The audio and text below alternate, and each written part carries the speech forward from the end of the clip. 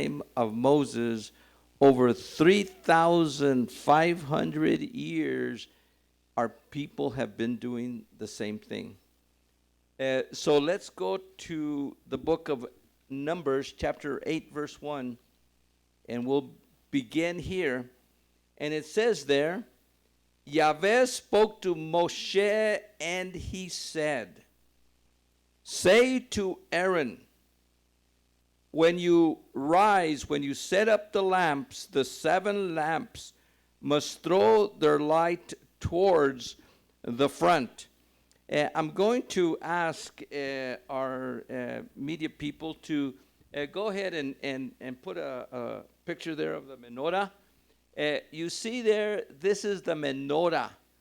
Now, it says there, when you light the lamps, the light must go towards the front. Let's put the other one up, the one with the little lamp, the next one. The little lamps were like this. They were made of gold, and they looked like little boats with the light being towards the front. This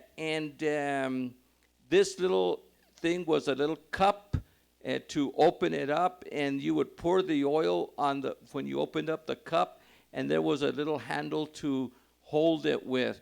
And these would hold enough olive oil. Now, always remember that the menorah, they didn't have candles back then. The candles were not invented till late in the Middle Ages.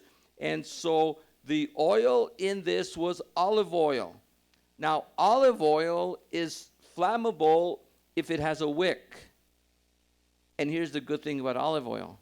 If you have olive oil and it falls and there's light on it, it won't light. The oil itself will not light.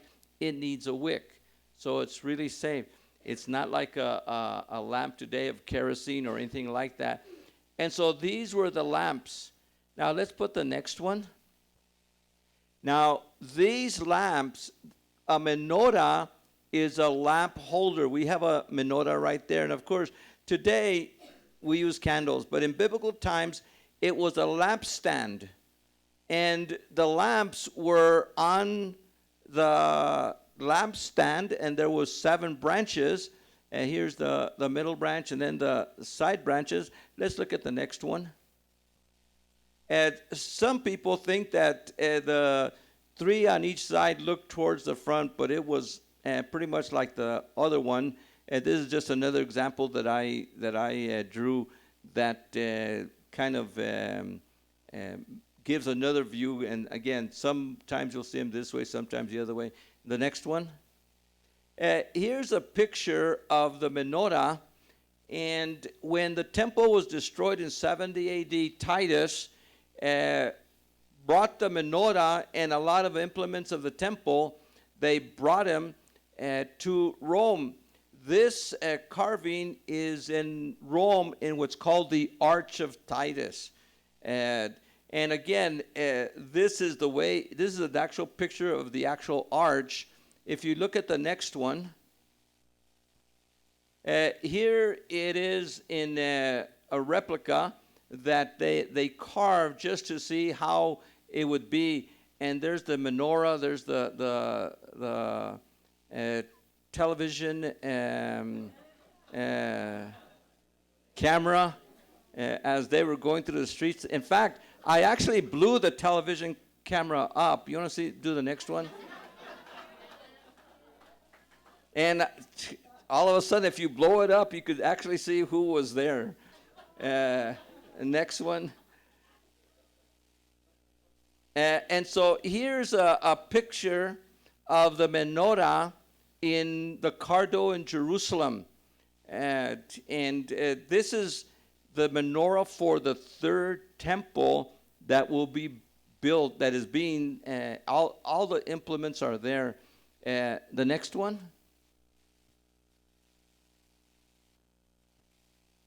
Here is, with 2 guys on the side, you could actually see the size of the menorah, and that it's the size of a person. And this one is in Jerusalem. And again, this is going to be for the third temple. The next one? Oh, that's it. And so when we talk about the menorah, Yahweh said to Moshe that when they set up the lamps, when they rise the lamps, Beha'alotcha is when you rise. To Allah means to rise, to bring up something that is raised up. And you set up the lamps, the 7 lamps. Again, a menorah is 7 lamps, 7 branches. And we saw in Exodus chapter 25 and Leviticus 24 how they were made, how they were actually built. And so now you are to make them so that they throw their light towards the front, that they throw their leor, the light, leor, they throw it towards the front. And it says there, Aaron saw to this, he set up the lamps in front of the lampstand as Yahweh had ordered Moses. Now, what is a menorah? A menorah is a lampstand for light. Go with me to Isaiah 42, Isaiah 42:6. In Isaiah 42, Adonai is talking about the Messiah. And he says that the Messiah, if we start just in verse 6 there, I, Yahweh, have called you in righteousness and will hold your hand. And I will keep you, and I will give you for a Brit Cha'am, covenant of the people, and for a Leor HaGoim, for a light to the Gentiles. So the purpose of Messiah is that he would be a Leor to the nations, to the Gentiles, to the Goim. Leor Goim is the Hebrew word there. And in a sense, what Messiah is, we are. What Messiah is, we are. Or what Messiah is, we should be. Every one of us must imitate him. Every one of us must do what he did, because he says, I go away and you shall do works. You shall even do greater works than I. Because I go to the Father, and whatever you ask in my name, in what? My name, I will do it. Go with me to Luke 11:34. Watch what Luke 11:34 says. The light of the body, leor, the light of the body is the eye. The light of your body is your eye. If your eye be single, if your eye be pure, if you have pure eyes, the light of the body is the eye. The eye is the light of the body. If your eye is pure, your whole body is full of light. But if your eye is evil, and the word there is poneros, if your eye is bad, if you have an evil eye, a bad eye, the body is also full of darkness. Have you ever looked at people and you look at their eyes, and even from looking at their eyes, you could see. You could actually see into their soul through some people's eyes. That's why a lot of people sometimes you meet, especially people, and they don't want to really give you eye contact, because all of a sudden your light is shining through your eyes. Your light shines through your eyes. But so does some people's darkness. The eyes are light. In fact, go with me to Zechariah 4:1. And in Zechariah 4:1, an angel comes and rouses Zechariah and tells him, what do you see? And he actually says that he sees a lampstand, a menorah, entirely of gold. A menorah with entirely of gold with a bowl at the top of it, that middle menorah. And then it says that it actually holds 7 lamps. The word lamp is na'or. Say na'or. The word ner. Anybody ever hear of a ner tamid? A ner tamid? A ner tamid is this lamp that's right here. You see that? That's a ner tamid. And the ner tamid, I put it up here. It's usually up here on top. It's always, if any Hebrew congregation that you go to, there is always a ner tamid. It's called the eternal flame. And what the eternal flame is, it is a representation, just one light of what the menorah would be. And Zechariah sees a menorah with 7 lamps, 7 branches, 7 lamps, like that one that we have there. And he also sees that the 7 lamps had 7 openings for the lamps on it. And there was 2 olive trees, one on the right of the menorah and one on the left of the menorah. And also the angel says, what are these things? And don't you know what they are? The angel asks Zechariah, and he says, no. And watch what he says there in verse 6. He then gave me the answer. These 7 are the eyes of Yahweh, which range over the whole world. You know, a lot of people say, well, the 7 sticks of the menorah are the 7 days of creation. Well, we could say that. Oh, they are the 7 this or the 7 that, the 7 festivals of Yahweh. And yeah, we could apply it, but that's not what the 7 branches are. The 7 branches are holders for 7 lamps. The lamps are holders for 7 flames, 7 lights.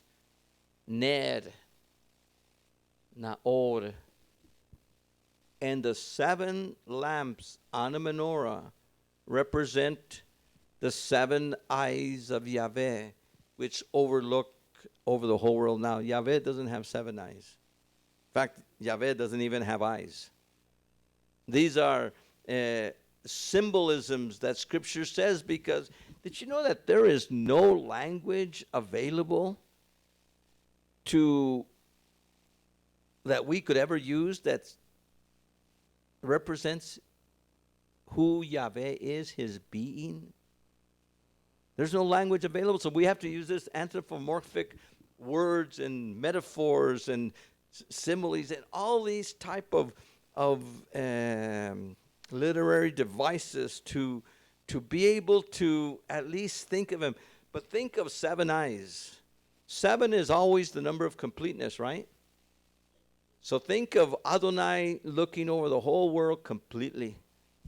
You know, not just looking down on Jerusalem, but his eyes are all over the world. There's a complete, and not only does he look over the world, but he looks at every one of us individually at all times. I want every one of you to remember, always remember this.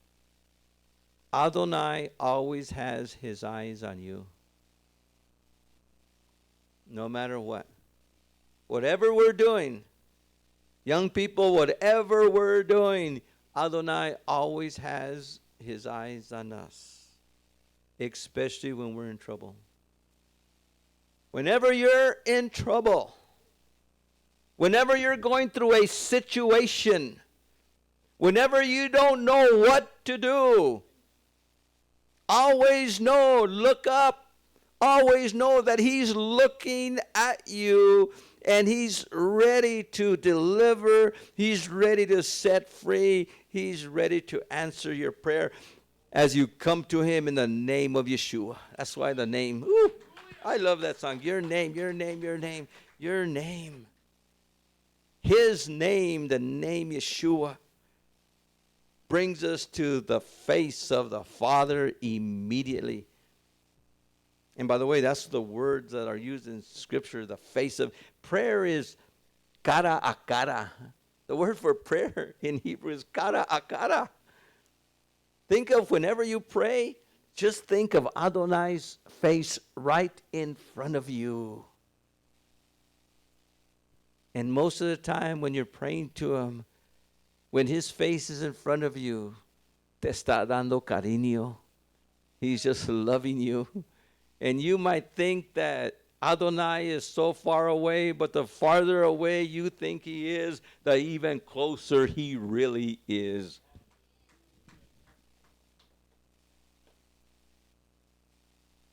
And so the menorah and the lamps of the menorah and the light of the menorah, every time you see a menorah, always remember, those are the eyes of Adonai. The eyes of Adonai. But notice that every one of us, in a sense, our eyes are also a light. We see Adonai through that. Let's look at other places that we can talk about light. Go with me to Matthew chapter 5. Actually, let's go to John 8 first. John 8:12. John, the Gospel of John. And watch what Yeshua says in John 8:12. John 8:12.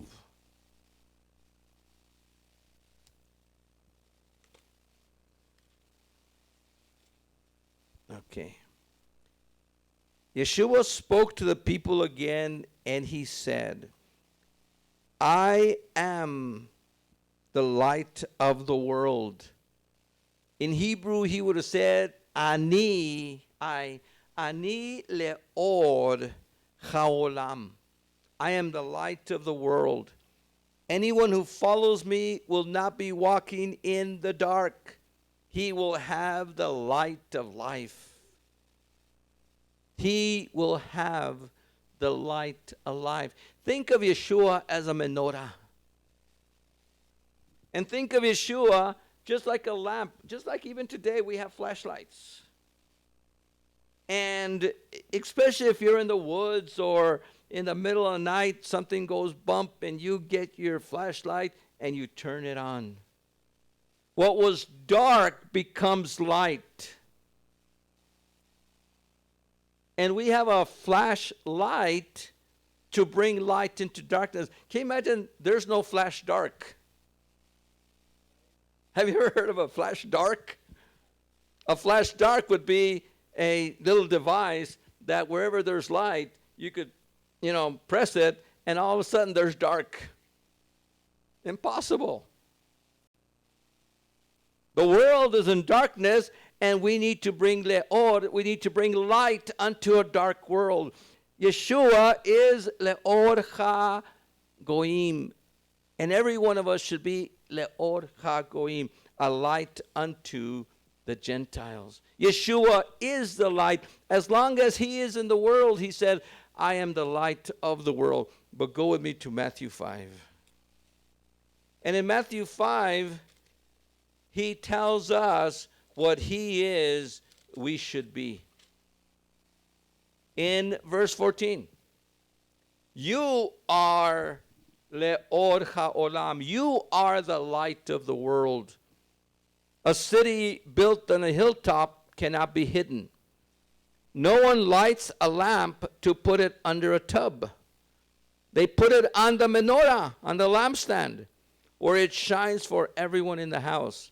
In the same way, let your light shine in the sight of men, so that seeing your good works, they may give praise to your Father in heaven. Think of it. Your light is your good works. How many of you are after good works? Every one of us should be. In fact, I want to say something. The Torah is about good works. If you follow Torah, you follow good works. And every one of us must follow good works. And our lamp, when Yeshua came, he was the light of the world. He was the Menorah of the world. And through Yeshua, the eyes of Yahweh go throughout the whole world. And Yeshua is the light of the world. But the ministry of him being the light, he has left to us. And he says over here, you are the light of the world. You are Leor HaOlam, the light of the world. And every one of us, starting from our heart, because that's where light starts, right?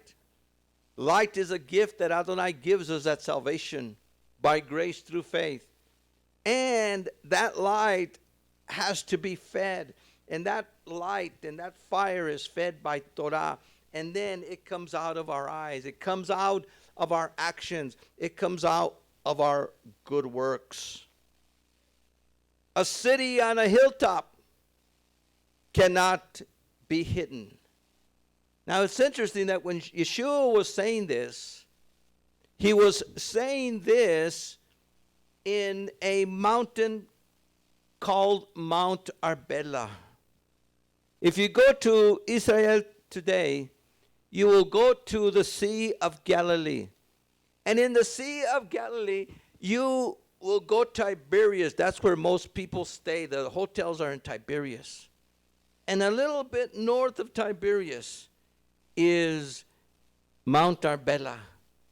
And it's a mountain that jettisons out of the Sea of Galilee. And you can see the whole sea from up there. And from there, you have the valley, the Nov Ginnasar Valley, the Ginnasar Valley. And then you have Capernaum. Over there you could see Capernaum. But then on the other hill, you will see at night lights. And the lights of those cities up there cannot be hidden. No one lights a lamp and puts it under a tub. A city on the hill cannot be hid. Adonai does not want us to hide our light. He wants us, our good works. He wants our good works to be seen among men. He wants our Torah life to be seen among men. Be Torah observant in front of people, not just when you are in the congregation. You might say, well, I thought we're not supposed to show our good works in front of people. By the way, go to chapter 6, verse 1. It's just the next page. Be careful not to parade your good works before men to attract their notice. By doing this, you will lose all reward from your Father in heaven. So when you give alms, and alms is to the poor, do not have it trumpeted before you. This is what the hypocrites do in the synagogues and in the streets to win men's admiration. I tell you, they have had their reward. And when you give alms, your left hand must not know what your right hand is doing. Your almsgiving must be in secret, and your Father who sees all that is done in secret will reward you. Well, what we have here is two things. Yeshua telling us in the same sermon. By the way, this is one sermon. It's not in different books that people say, oh, there's a contradiction in the Bible. Now, Yeshua in the same sermon on the mount, in Mount Arbela, is saying you need to shine your light out, and your light is your good deeds. But watch what it says. You must not parade your good deeds. See, every one of us should normally go following Torah in front of everybody.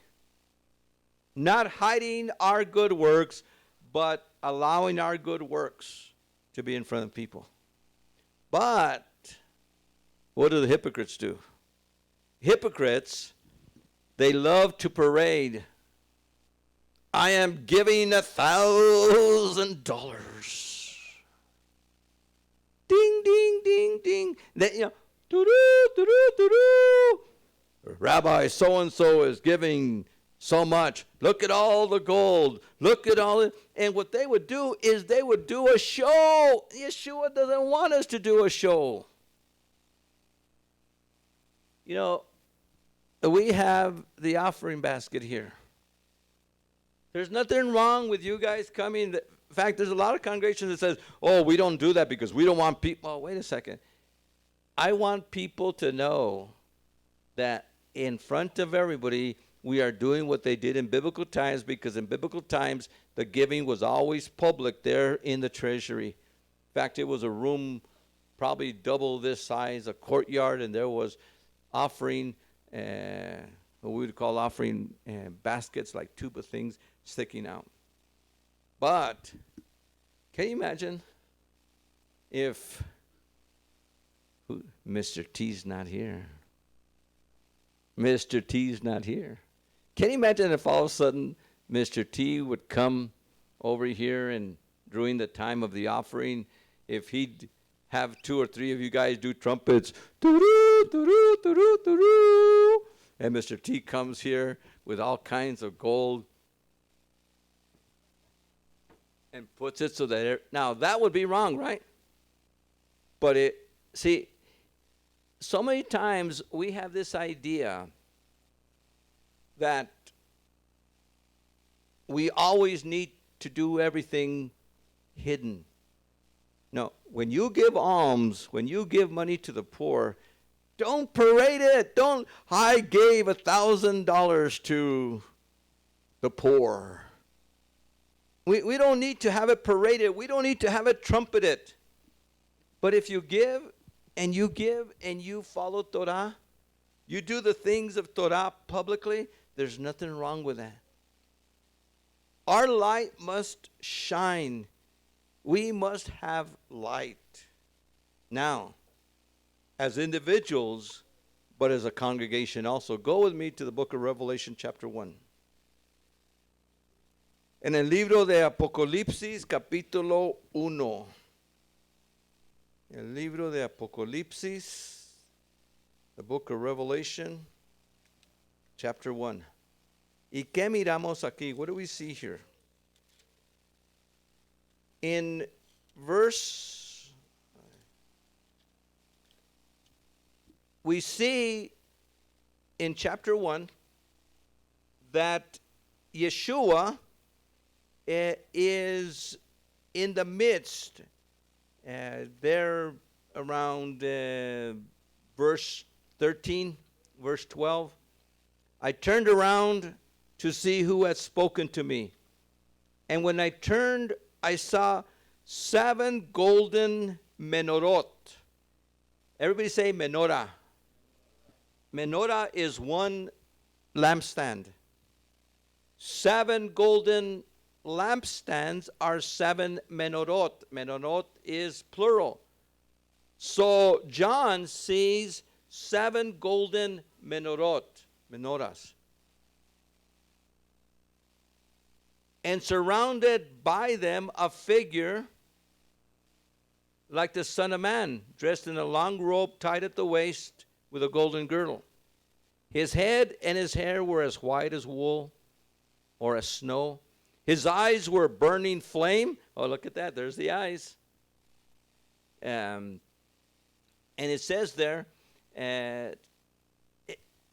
his feet were like burnished bronze when it had been refined by a furnace, and his voice was like the sound of many waters. In his right hand he was holding 7 stars. Out of his mouth came a sharp sword, double-edged, and his face was like the sun shining with its force. That's Yeshua.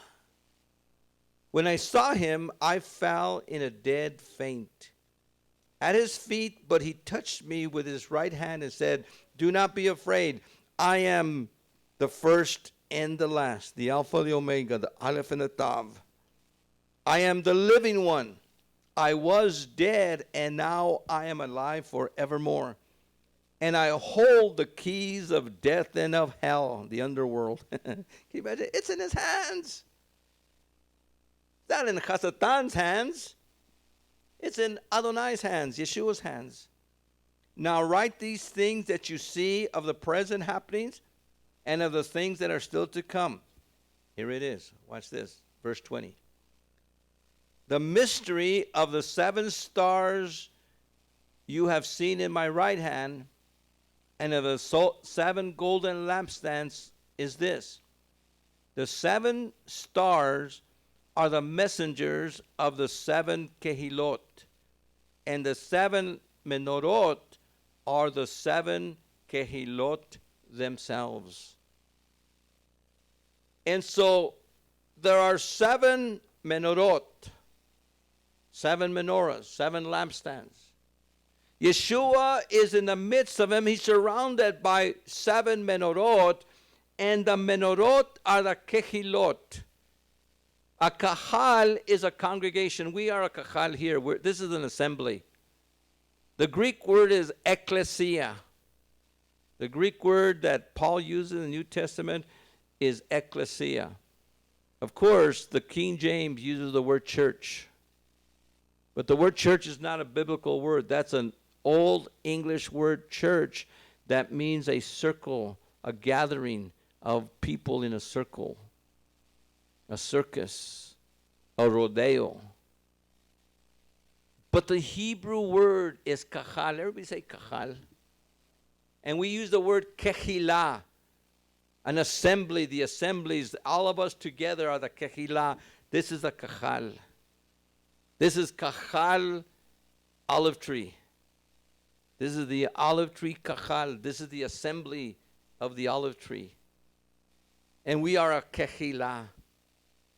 And each menorah represents a kehilah, a kahal. The 7 churches, the 7 kehilot of Asia Minor, modern Turkey, are 7 menorot. So what is the menorah? The menorah are the eyes of Yahweh. The menorah is light that gives light in darkness. And every one of us should have light inside of us. And every one of us should be a light on a hill. Every one of us should be like a lighthouse. And every congregation is a menorah. That's why we have a menorah up there. When you come in, the first thing you see when you come into our driveway is a menorah. And the reason we have that menorah is the symbol of a congregation. Today, when you go to a congregation, usually you have one or two symbols. Either you have a cross or you have a spire. If you go to a church that has a spire, please leave right away. A lot of people don't know what that spire means. In fact, that spire is the same thing as the Washington Monument. And it is a pornographic symbol in the ancient world. Egypt has them. Babylon has them. They all had them. There should be no churches with spires. But the other symbol that you have in most congregations is a cross. You have crosses. The cross didn't come in till after the time of Constantine. The cross was never a symbol of the early Kehillah. That was an ancient symbol and this is where the cross came in. It's only a legend. It's only a legend. Constantine, who was the sole emperor of Rome, and before he came to Rome, he had some rivals that wanted to fight him and not have him come into Rome. And so he stops at the Malvane Bridge there, right across Rome, and his mother has been trying to get him to become a Christian, become a Catholic, become a Catholic. And he never did it, by the way, until his deathbed. But that night, while he was there, he sees a symbol, and it's a cross. And he sees some words on above the cross. In Latin, con este vence, with this conquer. With this conquer. By the way, that was a symbol of, how many of you used to work for the county years and years and years ago? Remember the county trucks? The Bernalillo County trucks had a cross and con este vence. With this conquer, with this be victorious. And of course, some people came against it and they took him off.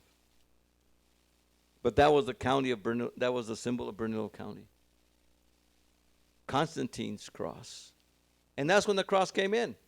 And so supposedly that next day, he gets up, puts, emblazons crosses.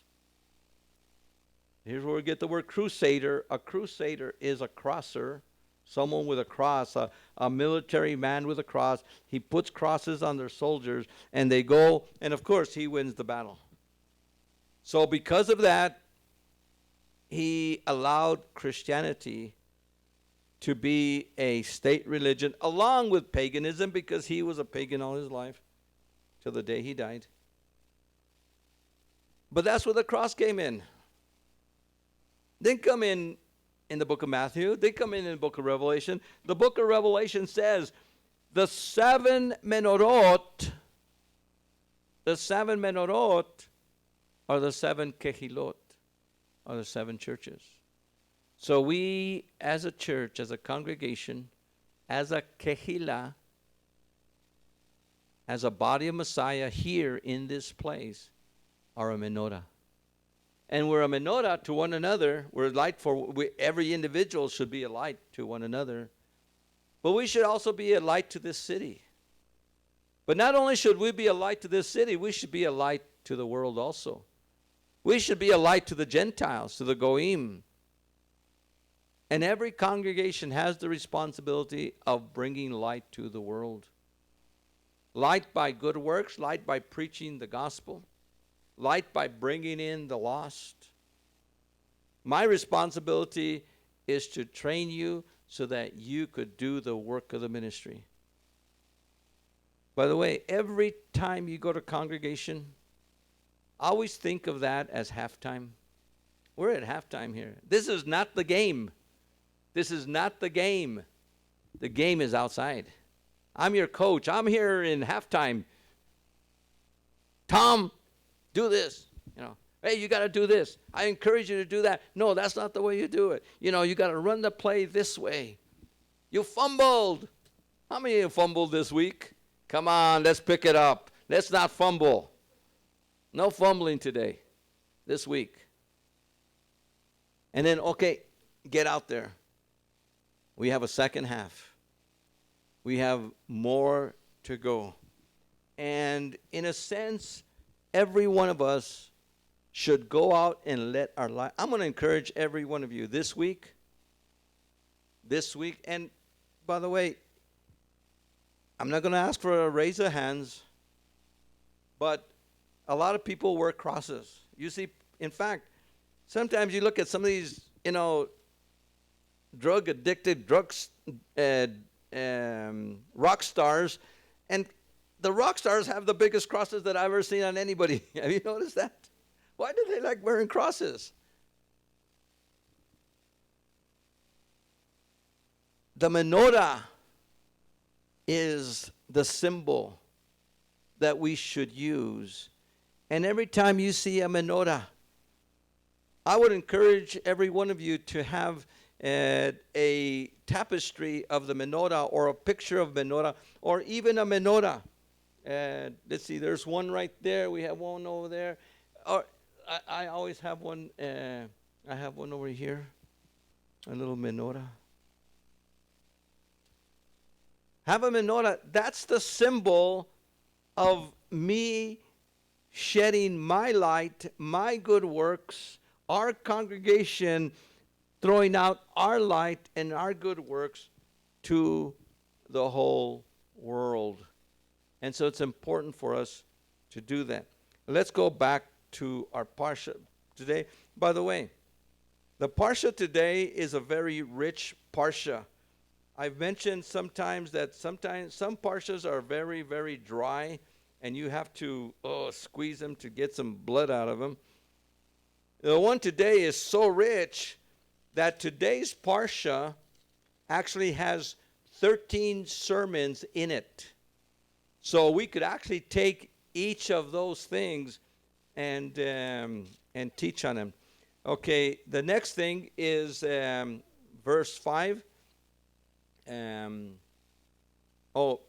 the end of verse 4, the lampstand, the menorah, had been made according to the pattern Yahweh had shown to Moshe. And again, Hebrews 8:5, we are told that the menorah is a replica.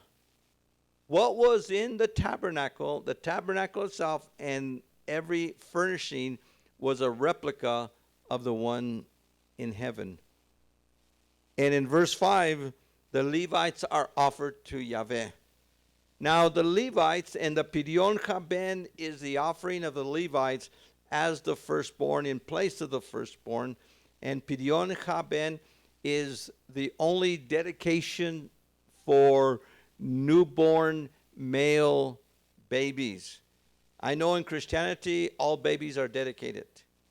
Well, we could pray for all babies, and we're happy to pray for all babies.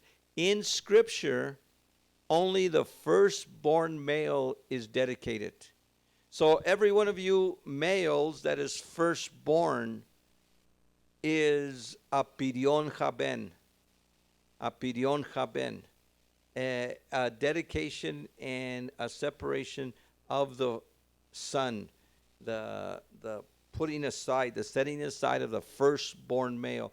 All firstborn males belong to Adonai. Well, Adonai, because of the Levites being put in place of the firstborn male, the firstborn males actually have to buy themselves out of the ministry. And you buy yourself out, we've seen, with 5 shekels of silver. And so every firstborn male here has brought 5 shekels of pure silver and presented it to us. And in a sense, you redeem yourself. You buy yourself out of the firstborn responsibilities, and those went to the Levites. There's so much in this. This is another sermon that we could go to. We're not going to look at that. The duration of their ministry, verse 24, was from 25 to 50. Was 25 to 50. The priests were 30 to 50, but the Levites, the young man who carried everything, were 25 to 50. Was the duration of the ministry. After that, they would be consultants. Now, I want to hold up here on chapter 9. Chapter 9 is a very important study today. Now, how many of you here have never been to a Passover? Anybody here never been to a Passover? 1. Anybody else? 2. 2 people have never been to a Passover. Now, some of you have been to Passovers, but they've been either rabbinic Passovers or Passovers that were demonstrations. I know Jews for Jesus and a lot of other Christian evangelical groups go around giving demonstrations of Passovers, but those don't count. Passover is coming in the spring. Now, it's important for us to look at Passover now, because from this Parsha, every male here needs to start preparing for Passover. From this Parsha on. Now, we still have the fall feasts, but now I want every male to start looking forward to Passover in the spring. In the spring of 2020. Seems like far, far away. But in the spring of 2020, the next Passover And my question is, are you ready for Passover? So now you need to start getting ready. By the way, chapter 9, I'm going to confuse you here. I'm going to confuse you, so be ready to be confused, okay? Chapter 9 of the book of Numbers is actually chapter 1. Chapter 1 is actually chapter 2, and so on. For some reason unknown to anybody, that's one of those things that I don't know why. Chapter 9, which should be chapter 1 chronologically, is chapter 9. Remember, and this is how we know this. Verse 1, 9:1. Yahweh spoke to Moses in the wilderness of Sinai in the second year after the exodus from Egypt in the first month. So in the next year, so they've been in Sinai for a year. It took them about 3 months to get to Sinai. The Exodus journey was 3 months. On the third month, they got to Sinai. And they were already at Sinai now for 1 year. And this is the first month after the Exodus. Now, hold your finger there and go with me to Numbers chapter 1.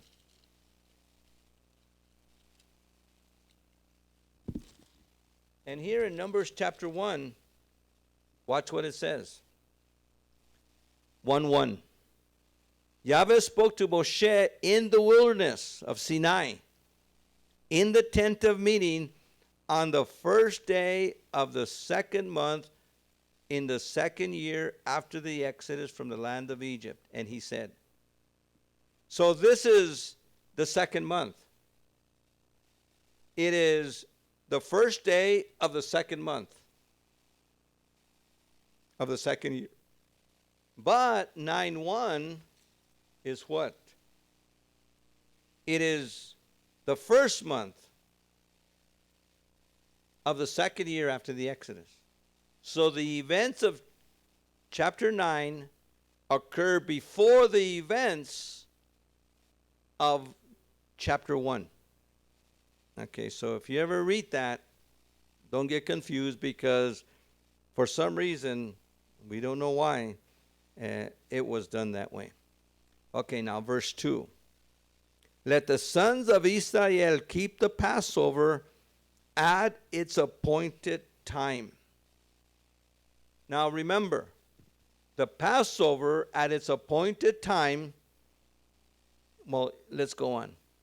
The 14th day of the month, and that's of this month, the first month, between the two evening is the appointed time for you to keep it. Now, that means that Passover should only be kept once a year on the 14th of the first month. When you do Passover, you cannot do Passover on the 13th. You cannot do Passover on the 15th, 18th, 20th. You cannot do Passover every Sunday. You cannot do Passover once a month. You cannot do Passover like the Christian church does whenever they want. You see, Sunday Holy Communion is supposed to represent Passover, but where they went wrong is they started doing it every Sunday. You should not have Holy Communion every Sunday. You should not have Holy Communion once a month. You should not have Holy Communion twice a year, or however the board wants. And in some churches, the board says, we're having Holy Communion too many times a year. Let's change it to every 6 months or every other month. And they do it for every other month, but then a new pastor comes along, a new board, we should do it every week. And they do it by how many vote, and so the chairman of the board votes, and the elders vote, and wait a second. Have you noticed that in the Bible there's no voting? There's no voting. Adonai says, do this, and you do it. By the way, obedience is never legalism. Obedience is never legalism. Obedience is never legalism. Adonai says it, you do it. And it says, does your Bible say that? Let the sons of Israel keep the Passover at its appointed time. The 14th of this month, between the two evenings, is the appointed time for you to keep it. Let me ask you a question. When did Yeshua keep Passover? On the 14th day of the first month, between the two evenings. Now let me tell you, if it's good enough for Yeshua, it's good enough for me. And if it's good enough for Yeshua, it should be good enough for you. If it's good enough for the early Kehillah, it should be good enough for every Christian church. The only problem is, Christians, you need to change. You need to teshuvah. You need to repent and come back to Torah. What does Torah say? Now watch what it says. You must keep it with all the laws and customs proper to it. Now, regardless of what your English says, laws, customs, judgments, statutes, decrees, all kinds of English words, there's only two words that are ever used in Scripture for all 15 words that the King James and other Bibles use. And that's according to the Hukim and Mishpatim. The Hukim are protocols that sometimes it's kind of hard to understand. Some of them are understandable, but sometimes we say, why this? Mishpatim are statutes that are definitely understandable. For example, thou shalt not kill. We know that one. Don't kill that. That's understandable. That's a mishpatim. A hukim is something like the men shouldn't cut the corners of their beard. Why?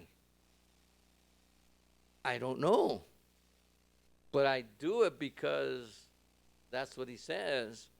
By the way, do it to the best of our ability. If only one grows out, if you can only get one. Some of us have too much indio that we have too much native blood that we can't get anything out. So do what you can. Do what you can. So I want to see some of you guys with at least one or two sticking out. Okay. We don't understand why it says that. But we got to do it. All the rituals that have to do with Passover, all the rituals that have to do with the Haggadah, the readings that are in the Haggadah, we have to do them. And then it goes on to say, Moses gave orders for the sons of Israel to keep the Passover. They kept it in the wilderness of Sinai in the first month on the 14th day of the month between the two evenings. The sons of Israel did exactly as Yahweh had ordered Moses. Can you imagine that? If people would say, the believers of this congregation did exactly as Yahweh had ordered. Exactly as Yahweh had ordered Moses. Exactly as Adonai ordered Yeshua. Exactly as Adonai ordered the apostles. Because remember, we have to follow Moses, Yeshua, and the apostles together. It happened that certain men had become unclean by touching a dead body. They could not keep the Passover that day. They came the same day to Moshe and Aaron and said to them, we have become unclean by touching a dead body.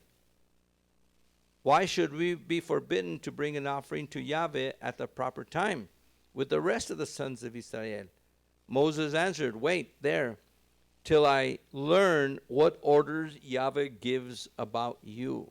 Not what I come up with, but what orders Yahweh gives. Yahweh spoke to Moses and he said, say this to the sons of Israel, if anyone among you or your descendants becomes unclean by touching a dead body or is on a journey abroad, he can still keep the Passover for Yahweh. Such a person will keep it in the second month on the 14th day between the two evenings. So Adonai, for those that could not do Passover because they were not able to, an emergency occurred, either a journey or unclean or some other emergency, you could do it the second month on the 14th day, and you got to do the same ritual. The same ritual they did at the beginning, you do again. But watch, it says, it must be kept until morning, nor must they break any of its bones. Keep this Passover exactly according to the ritual of Passover. But if anyone who is clean or who has not had to go on a journey fails to keep the Passover, he is outlawed from his people. In other words, excommunicated. He has not brought the offering to Yahweh at its appointed time. He must bear the burden of his own sin. In other words, Passover, you must keep.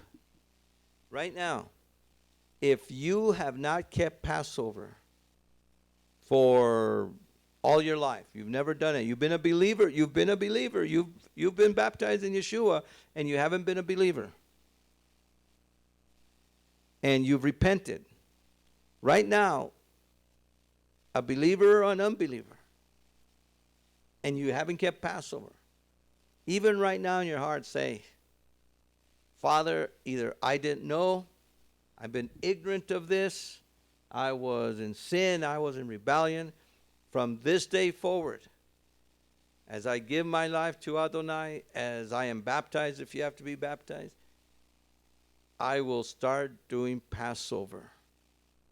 Repentance, teshuvah, means you give up the past and you turn around and you return to the ways of Torah. Some of you today need to return to Torah. Maybe you haven't followed Torah all your life. You need to return to Torah. In fact, some of you need to be baptized. And by the way, our baptistry is open every Wednesday. If anybody needs to be baptized, we, warm it up on Wednesday morning so that it's always warm on Wednesday. If you've never been immersed, or maybe you were immersed as a child or as someone who didn't know what they were doing, and you need to give your life to Adonai and be immersed, we're ready every Wednesday, or even any time after Sabbath service. It's always ready for you. And every one of us, I had to repent.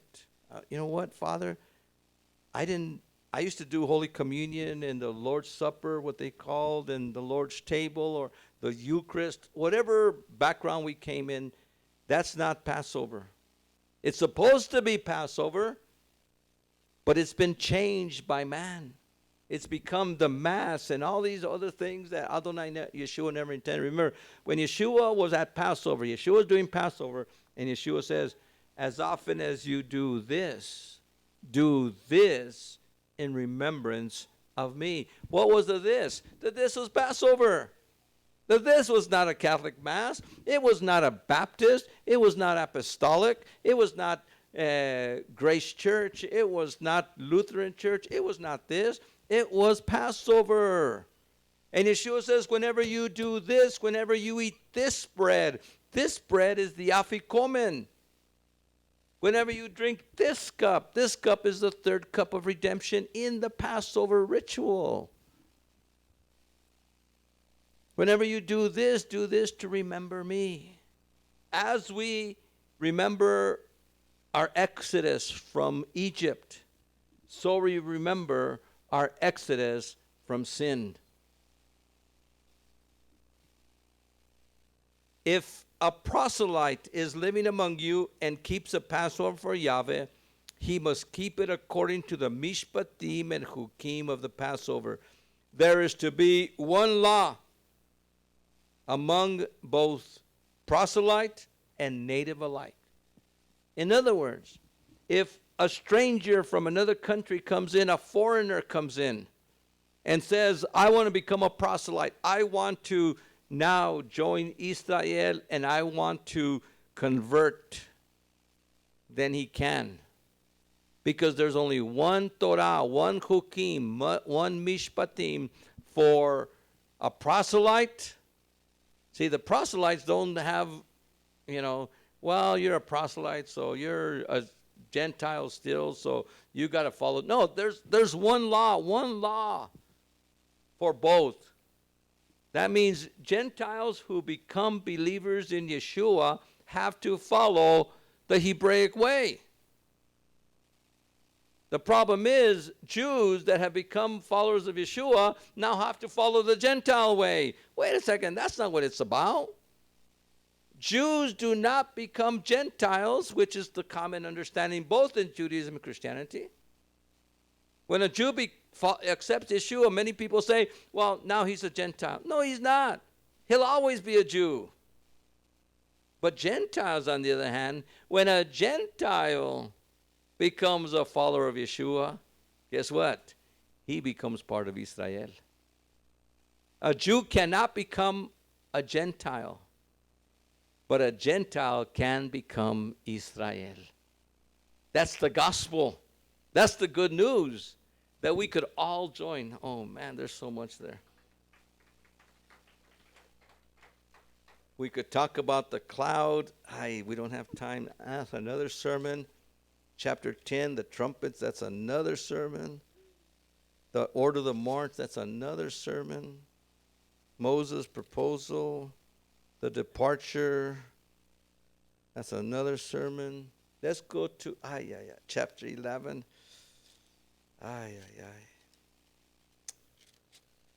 Well, let me just hit chapter 11 because I only have like 10 minutes. In chapter 11, verse 1 and 3, the people complained among themselves. They're just complaining among themselves.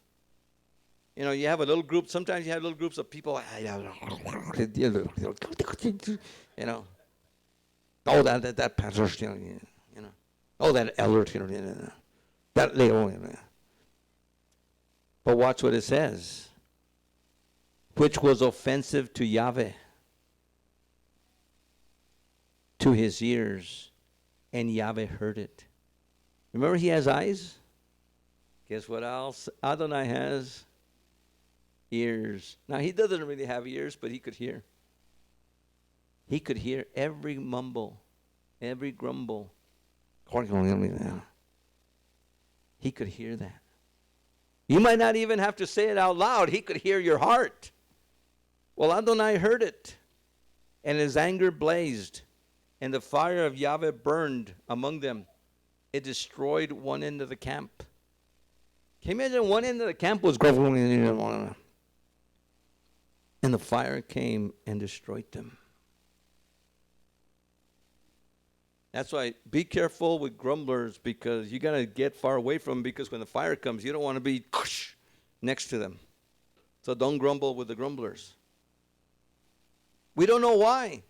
We don't know what it was about. It was just some private grumbling. Now, in verse 4, the rabble who had joined the people were overcome with greed. Now, the rubble was the mixed multitude. When Israel came out of Egypt, all kinds of Egyptians and all kinds of people from other countries joined them. Some were Ethiopians, some were Cushites, some were Libyanites, and all kinds of people that Egypt had captured, slaves, because remember, they not only had the Hebrew slaves, they had all kinds of slaves. And when Adonai rescued Israel, anyone who had blood, if a Cushite had blood, if a Midianite had blood, if any of the other slaves had blood on the doorpost, they were set free. But they started mumbling, and they were overcome with greed. Remember, Adonai gave manna. Manna was like crumbs of, the taste of them would be like, you know what graham crackers taste like? Manna was like graham crackers, except it was white. And they would go pick it up, and they would make manna pancakes. And they would make manna stew. And they would make manna steaks. And they would make manna. Everything was manna. And the rubble didn't like it. All we have is manna to eat. Manna this and manna that. Manna in the morning, manna at noon, manna at bedtime too. And they started getting upset. And Moses heard their crying. And Moses goes and he starts complaining too. Wow, why did you send these people to me? Oh, no, I can't. Their weight is so heavy. And that's another sermon about what Adonai does. But Adonai replies, and he says, gather 70 elders and so they could help you. But then they want meat. They want steak. They want something that they could chew on. And so Adonai says, you know what? I'll give you meat. In fact, I'm going to send some quails. I'm going to send some quails. And he sends quails. And when he sends quails, it says there in verse 31, 11:31, the wind from Yahweh came and drove quails in from the sea, and they brought them down to the camp. And they laid for a day's march. Verse 33, watch what it says. The meat was between their teeth, not even chewed, when the anger of Yahweh blazed against the people, and Yahweh struck them with a great plague. Discipline. Now, go to chapter 12, verse 1. Miriam and Aaron too spoke against Moses in connection with the Cushite woman he had taken. Now we know that he was first married to Zipporah, the daughter of Yitro. But now it seems that Moses takes on a second wife. And this second wife is a Cushite. Now what's interesting is that this Cushite definitely had to be a believer because of what Adonai had told Moshe earlier. But Miriam, his sister, and Aaron too did not like that he had married a Cushite girl. For he had married a Cushite woman, it says. And they said, has Yahweh only spoken to Moshe? Has he not spoken to us too? Yahweh heard this. What did Yahweh do? He heard. Now, they were practicing what is called Lashon Hara. Everybody say Lashon Hara. That's the evil tongue. In Hebrew, it's called Lashon Hara. And Lashon Hara is the evil tongue, or what we call gossip. Gossip is the evil tongue. Adonai looks at gossip as an evil tongue. And they were talking evil of Moshe because of what he had done. Now always remember, the responsibility of the leaders is for the flock. The responsibility of the flock is for themselves. The responsibility of the leaders is Adonai. Adonai is going to give a leader a double judgment. So over here what we have is we have Moshe getting married. Yes, he was the leader. He was doing all this, and his brother and sister didn't like it. And so they grumbled. They gossiped. They're probably going, Moses, you know how brothers and sisters do. Do they do that? But all of a sudden, Adonai heard. And when Adonai heard, he says, I want to have a board meeting with Moses, Aaron, and Miriam. So Adonai calls them into the tent of meeting for a board meeting. And there he says in verse 6, if any man among you is a prophet, I make myself known to him in a vision. I speak to him in a dream. Not so with my servant Moses. He is at home in my house. I speak to him cara a cara, face to face, plainly and not in riddles. And he sees my doxa, my glory. He sees my form, my glory. How have you dared to speak against my servant Moses? And as Adonai left, all of a sudden, Miriam becomes a Sara'at. Here we say Sara'at. Sara'at. She becomes, the English is leper, but that's not what the Hebrew says. The Hebrew says a Sara'at. A Sara'at is a person who receives a judgment of a skin disease for being a gossiper. There's an actual judgment for gossipers. It's called Sara'at. And Sara'at is this judgment for what she has done. And she became a leper. Aaron said to Moshe, help me, my master. Do not punish us for a sin committed in foolishness. We were foolish. We didn't mean it. You know, sometimes we blow and we didn't mean it. It wasn't my fault. I didn't mean it. It was in foolishness and folly of which we are guilty. I entreat her, do not let her be like a zombie coming from its mother's womb with the flesh half corrupted. The word there, some of your translations say monster. The word is as a dead one. Don't let her be as a dead one, because you know what happens when you die? 3 days after you die, your flesh starts corrupted. In 7 days, it starts corrupting. Well, leprosy causes this corruption. Sara'at causes your skin and your bones to be corrupted. And you become, as it were, a living dead man. A zombie, that is called today. And he pleads with Moses. And of course, Adonai says that she will just be as a dead one for 7 days. And then she's excommunicated for 7 days outside the camp. And then she's allowed to come in. And the cloud stops and they stay there. There's so much that we missed, but we will continue. Let's go ahead and stand. And Father,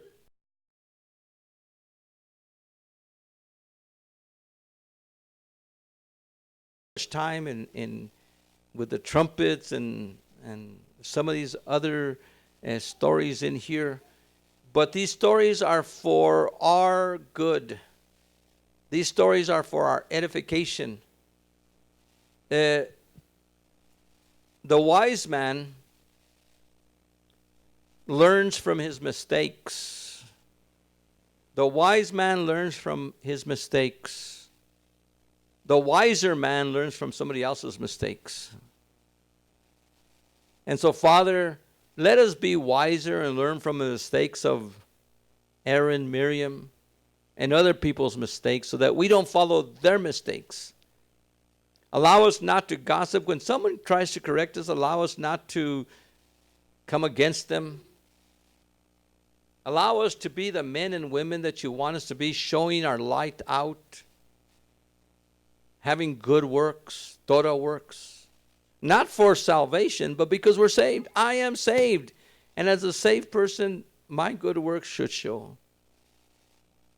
We give you honor and glory. Yevrechecha Yahweh va'ishmerecha.